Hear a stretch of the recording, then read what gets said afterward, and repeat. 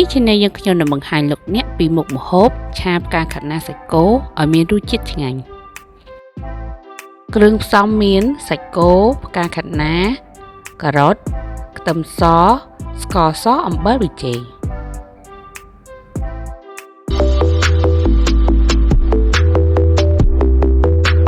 យើងហាន់សាច់គោជាបន្ទះស្ដើងផ្កាខាត់ណាកាត់ជាដុំតូច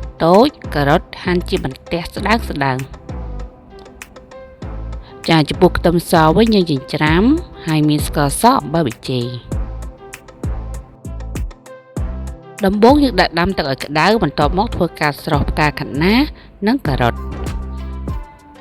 ចាចំពោះការស្រុះនេះផងដែរយើងធ្វើការស្រុះ2នាទី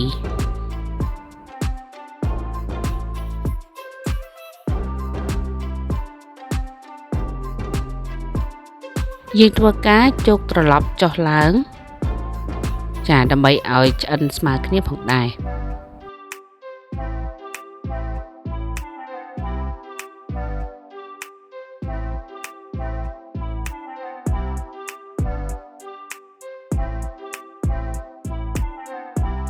បន្ទាប់មកទៀតយើងចាប់ផ្ដើមស្រង់ដាក់កញ្ច្រែង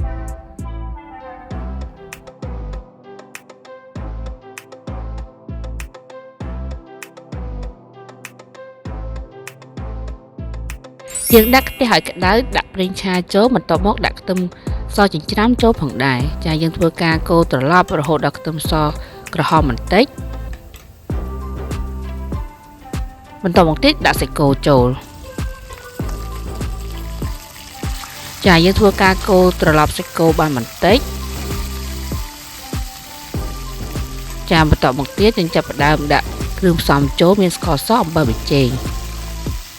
ចាយើងឆាត្រឡប់សាច់គោនិងគ្រឿងរបស់យើងឲ្យចូលជាតិគ្នាបានល្អ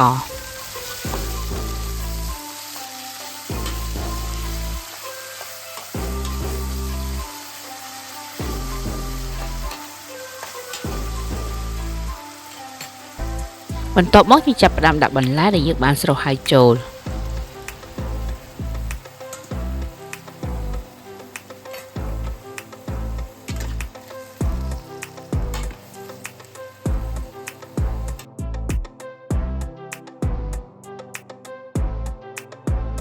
យើងធ្វើការឆាសាច់និងបន្លែឲ្យឆ្អិនល្អជាការស្រេច